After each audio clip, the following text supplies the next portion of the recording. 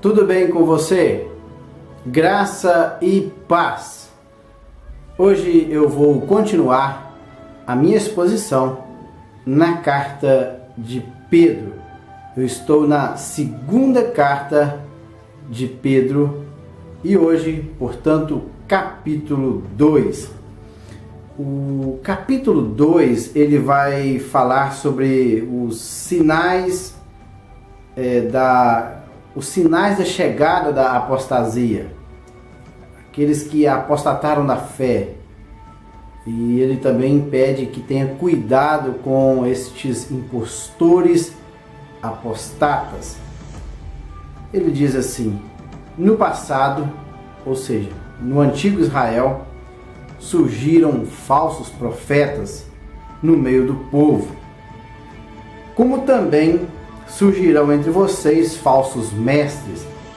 Estes introduzirão secretamente heresias destruidoras, chegando a negar o soberano que os resgatou, trazendo sobre si mesmos repentina destruição.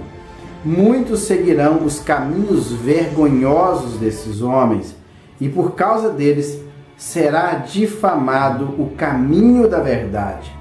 Em sua cobiça, tais mestres os explorarão com histórias que inventaram há muito tempo. A sua condenação paira sobre eles e a sua destruição não tarda.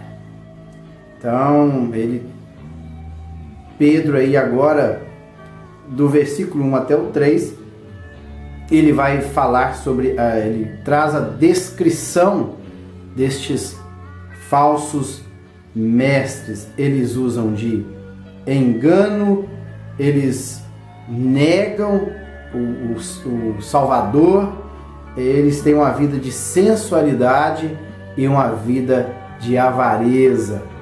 É a característica desses mestres que apostataram da fé. Nos versículos seguintes, do 4 a 9, ele fala a destruição dos falsos mestres. Aqui fala da característica. Depois, nos versículos seguintes, vai falar sobre a destruição desses falsos mestres. Mas atenhamos dos versículos 1 até o versículo 3. Ele fala assim, olha, no antigo Israel, ou seja, ele usa aqui no passado, mas esse passado aqui, Pedro ele tinha em mente o povo de Israel que viveram no passado, na antiga aliança. Pessoal, no passado surgiram que falsos profetas. Vocês podem ver que tinha os profetas de Baal, eram profetas falsos. Teve o período ali de Jeremias, o profeta Ananias, né, que teve aquela discussão com o profeta Jeremias, que ele profetizou que depois de 2 anos e alguma coisa o povo voltaria do cativeiro. E Jeremias, não, o povo vai ficar 70 anos na Babilônia. Era um falso profeta. Então ele fala, assim como surgiram falsos profetas no meio do povo de Israel, como também surgirão, aqui surgir aqui está, o tempo do verbo está apontando para o futuro. Então surgirão entre vocês falsos mestres. Então, assim como aconteceu com o povo na antiga aliança, agora também vai acontecer com o povo na nova aliança estabelecida com Cristo. Aqueles que fizeram, aqueles que estão agora no cristianismo e que são parte da nova aliança, essa nova aliança trazida por Jesus, o nosso Salvador, vai surgir também falsos mestres ou falsos ensinadores. E ele diz que a característica desses homens são o seguinte, que eles vão entrar no meio do povo secretamente, de uma forma assim bem camuflada, de uma forma bem sutil, que se as pessoas não atentarem para os detalhes, para os frutos destes falsos mestres, eles não teriam condições de descobrir quem seriam eles. Fala que eles introduzirão secretamente o quê? Claro que eles, com as suas heresias destruidoras. A herese aqui, o ensino falso, chegando, e eles, olha, a heresia deles será tão grande que eles vão chegar a negar o soberano que os resgatou, trazendo sobre si mesmos repentina destruição. Eu chego à conclusão que o que Pedro estava querendo apontar aqui era para os gnósticos. Os gnósticos não aceitavam que Jesus ele veio em carne e osso. Que Jesus, tudo aquilo que Jesus fez aqui na terra era simplesmente, vamos dizer assim, tudo através de aparências. Foi como se ele estivesse fazendo uma obra de teatro.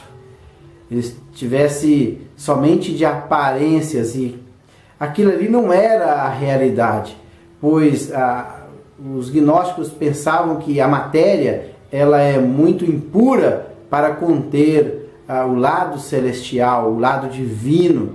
Então, aquilo que Jesus fez foi simplesmente uma encenação, foi um teatro que ele fez. E eles não admitiam a obra redentora de Jesus. Por isso que, olha, chegando a negar o soberano que os resgatou. Quem é o soberano que nos resgatou? Claro, é Jesus. Foi Jesus que morreu na cruz do Calvário. Ele se fez homem, 100% homem, e morreu em nosso lugar na cruz do Calvário, derramando seu sangue. E agora esses mestres gnósticos que tinham introduzido secretamente na igreja as suas heresias, os seus ensinamentos. E diz assim, ó, muitos seguirão os caminhos vergonhosos destes homens. Quase que Pedro, olha, infelizmente, muitas pessoas vão seguir os caminhos vergonhosos. A palavra vergonhosa aqui que Pedro usou é alcegeia, quer dizer, caminhos de sensualidade. Eles estavam voltados mais para o prazer físico e sexual. Eles estavam interessados nisso. Por isso que, ó, muitos seguirão os caminhos, vamos dizer assim, de sensualidade, de prazeres físicos e sexuais destes homens. Então estes homens praticavam e também induziam as pessoas a praticar tais atos. E por causa deles, por causa destes homens, e através dos ensinos que eles vão tirar muitos da igreja, será difamado o caminho da verdade. Então o caminho verdadeiro de Cristo, ele seria difamado. Difamar é divulgar má fama, é falar mal do caminho. Então as pessoas, por causa disso, estavam falando mal do caminho de Cristo. E ele ainda, no versículo 3, em sua cobiça, cobiçar é desejar, é ter um desejo que a pessoa não tem um controle sobre este desejo. Então olha, em sua cobiça ou em seus desejos impetuosos, tais mestres os explorarão com histórias que inventaram. Lembrem que no capítulo 1, Pedro falou assim, olha, eu não estou seguindo fábulas engenhosamente inventadas, mas eu estive ao lado do mestre, eu escutei do mestre, eu vi a glória do mestre. Agora, estes mestres que apostataram da fé, eles inventaram as suas histórias através do que? Dos seus desejos cobiçosos. Há muito tempo a sua condenação sobre eles paira, e a sua destruição não tarda. Então ele fala de cobiça e de exploração, com histórias. Explorar aqui no sentido monetário. Eles estavam querendo arrancar o dinheiro do povo com as suas histórias, com a sua cobiça. Será que muda muita coisa nos dias atuais? Em que muitos inventam historinhas no sentido de explorar as pessoas, no sentido de arrancar o dinheiro das pessoas? creio que o mesmo que estava vivendo a igreja primitiva é o que está vivendo a igreja nos dias atuais. Muitos estão explorando a igreja na sua cobiça através desse desejo impetuoso de ficarem ricos. Eles exploram o rebanho do Senhor. Versículo 4. Pois Deus não poupou, então agora você olha, a destruição dos falsos mestres. E ele cita aí o caso dos anjos. Ele cita o povo do período do dilúvio. E ele também cita o povo de Sodoma e Gomorra. Olha, se Deus não poupou esses três, anjos, povos antediluvianos e também os habitantes de Sodoma e Gomorra, Deus também não vai poupar estes falsos mestres ou esses homens que apostataram da fé. Pois Deus não poupou os anjos que pecaram, mas os lançou no inferno. O inferno aqui é Tártaro, ou o mais profundo abismo. Estão presos em correntes, acorrentados, prendendo-os em abismo tenebrosos. Abismo tenebroso aqui, está falando aí do Tártaro, desse abismo profundo. Eles estão presos lá, a fim de serem reservados para o dia do juízo. Eles estão lá, aprisionados, aguardando o dia do juízo. Ele não poupou, agora fala sobre o dilúvio, ele não poupou o mundo antigo quando trouxe o dilúvio sobre aquele povo ímpio, mas preservou Noé, pregador da justiça, e mais 7 pessoas. Olha, Deus também não poupou o povo antediluviano, mas salvou o justo Noé, pregador de justiça, e mais 7 pessoas. Também condenou a cidade de Sodoma e Gomorra, reduzindo as cinzas, tornando-as exemplo do que acontecerá aos ímpios. Olha, assim como aconteceu ao povo, os habitantes de Sodoma e Gomorra, Deus também não vai poupar os ímpios no futuro breve. Mas, assim como ele livrou Ló, homem justo que se afligia com o procedimento libertino dos que não tinham princípios morais, novamente que Pedro usa a palavra alcegeia, ou pessoas que não tinham princípios morais no que se diz respeito à área de prazeres físicos e sexuais. Então, olha, assim como este povo, eles foram destruídos, povo de Sodoma e Gomorra, eles foram destruídos e livrou o Ló, justo, que ele vivia afligido com o procedimento destes homens que viviam sem lei. Libertino aqui é sem lei, e que não tinham princípios morais. No versículo 8 ele diz: pois vivendo entre eles todos os dias, aquele justo se atormentava em sua alma justa por causa da maldade que via e ouvia. Então eles falavam e faziam. Eles falavam coisas vergonhosas e também fazia coisas vergonhosas. Então ele via e ouvia. Vemos, portanto, que o Senhor sabe livrar os piedosos da provação e manter em castigo os ímpios para o dia do juízo. Então, sabe, da mesma forma como Deus livrou o justo Ló ali da condenação de Sodoma e Gomorra, Deus também vai livrar um povo que ele escolheu do dia do juízo que virá sobre esta terra. Então Deus vai livrar o seu povo. Pode ficar tranquilo. E agora, a partir do versículo 10, ele vai falar sobre homens profanos, blasfemos e homens sedutores. E ele vai falar sobre estes homens. Ele diz assim, ele já começa, versículo 10, especialmente os que seguem os desejos impuros da carne e desprezam autoridades. Então, especialmente os que seguem. Quem são estes homens? Aí ele prossegue aqui: insolentes e arrogantes, tais homens não têm medo de difamar os seres celestiais. Contudo, nem os anjos, embora sendo maiores em força e poder, fazem acusações injuriosas contra aqueles seres na presença do Senhor. Mas estes homens, eles difamam o que desconhecem e são como as criaturas irracionais, guiadas pelo instinto, nascidas para serem capturadas e destruídas, serão corrompidos pela sua própria corrupção.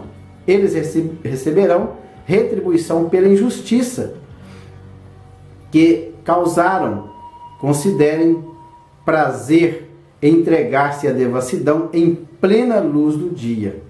São nódoas e manchas, regalando-se em seus prazeres, quando participam das festas de vocês, tendo os olhos cheios de adultério, nunca param de pecar, iludem os estáveis e têm o coração exercido na ganância. E aqui Pedro faz uma exclamação: malditos! Eu creio que Pedro estava escrevendo, ou se foi alguém que escreveu para ele, ele diz: malditos! Eles abandonaram o caminho reto e se desviaram, seguindo o caminho de Balaão, filho de Beor, que amou o salário ou o prêmio da injustiça, mas em sua transgressão foi repreendido por uma voz de jumenta, um animal mudo, que falou com voz humana e refreou a insensatez do profeta. Então ele fala aí de homens profanos, blasfemos e sedutores. Estes homens seguem o que ele coloca aqui no versículo 10, que eles seguem desejos impuros da carne. Desejo aqui é pitúmia sarcos, ou seja, desejo forte da sua carne. Ele ventila esta palavra desejo impuro da carne, ele deixa ventilado. Eu creio que Pedro aqui, ele tinha em mente todos os desejos pecaminosos da carne, na área sexual, na área moral, na área de tudo. Todos os desejos pecaminosos do homem estavam inclusos aqui. E ele fala que esses homens são insolentes, ou seja, são atrevidos e arrogantes. Eles falam coisas que não deveriam falar e são atrevidos. E fala que eles são mais atrevidos. Por que ele coloca atrevido aqui? Porque esses homens, eles difamam ou eles divulgam má fama e não tem medo de abrir as suas bocas para falar algo. E ele fala o seguinte, que eles difamam os seres celestiais. Ele fala até mesmo dos seres celestiais, estes homens aqui, estes mestres apostatas. E ele fala assim, olha, nem os anjos, eu creio que Pedro aqui tem em mente os anjos do Senhor, olha, nem os anjos do Senhor, que são muito mais poderosos, eles, olha, embora sendo maiores em força e poder, eles não fazem acusações injuriosas contra aqueles seres na presença do Senhor. Será que ele tinha em mente contra aqueles seres seriam os demônios? Provavelmente, já que ele está tratando da área espiritual que diz respeito a anjos. Então, com certeza, Pedro está falando que os anjos do Senhor, eles não abrem a sua boca para falar algo injurioso, difamar os demônios. Mas eles, os mestres que apostataram na fé, eles difamam o que desconhecem. São como, ele falou assim, olha, esses homens, eles são como criaturas, ou são como animais irracionais, que agem por instinto, eles não pensam para falar. Por isso que eles agem como criaturas irracionais, guiadas pelo instinto. É como um animal, guiado pelo instinto. E ele diz, olha, para serem capturados e destruídos. Assim como o animal irracional, ele age por instinto e muitas vezes são capturados e destruídos, assim também vai acontecer com esses mestres que apostataram na fé e seguindo, serão corrompidos, serão apodrecidos pela sua própria corrupção. E diz aqui também que eles receberão a retribuição, ou eles vão receber o pagamento por aquilo que eles cometeram, porque eles se entregam à devassidão à plena luz do dia. E diz aqui que eles são nódoas. O que é nódoa? Nódoa e mancha é sujeira e defeito corporal. São sujeiras e manchas corporais que eles estão se alegrando, infiltrando o quê? Em seus prazeres, quando participam das festas de vocês. Então parece que esses homens, eles estavam no meio do povo de Deus, participando da festa. Será que era a festa do ágape? Não sabemos. Mas quando os irmãos reuniam para festejar, esses homens também estavam no meio. Mas que estes homens, eles eram o quê? Manchas, eram nódoas, eles eram um defeito no corpo de Cristo. E diz aqui também que ele tendo os olhos cheios de adultério. Então eles participavam dessas festas justamente para satisfazer os seus desejos pecaminosos, porque eles tinham os olhos cheios de adultério, nunca param de pecar. Eles iludem aqueles, diz aqui que eles iludem os instáveis, aquelas pessoas instáveis que não têm estabilidade, eles são enganados, têm o coração exercido, novamente que fala de ganância, na cobiça. Será que eles tinham em mente a avareza? Estes homens estavam querendo somente o dinheiro? Com certeza. Por isso que ele fala assim, Pedro fala assim, malditos, malditos esses homens. E diz aqui que eles abandonaram o caminho reto do Senhor. Por isso que a ganância aqui, tudo estava apontando para o dinheiro, para o valor monetário. Porque porque seguiram o caminho de Balaão, filho de Beor, que amou o salário da justiça, mas em sua transgressão, diz aqui que foi repreendido por uma jumenta, um animal mudo que falou. Mas qual que foi aqui o salário da justiça? É que Balaão, ele foi chamado para amaldiçoar o povo de Deus. Como ele não conseguiu amaldiçoar o povo de Israel lá no Antigo Testamento, o que ele fez? Ele ensinou a Balaque a lançar tropeços diante dos filhos de Israel. Para quê? Para receber dinheiro. Então ele amou o prêmio da injustiça, ele amou mais o dinheiro do que as coisas de Deus. E por isso ele induziu o povo de Deus a pecar através do quê? Do adultério e da prostituição. 17, ele diz assim, estes homens são fontes sem água, névoas impelidas pela tempestade, a escuridão das trevas lhe está reservada, pois eles, com palavras vaidosas, arrogância e provocando os desejos libertinos da carne, seduzem os que estão quase conseguindo fugir daqueles que vivem no erro.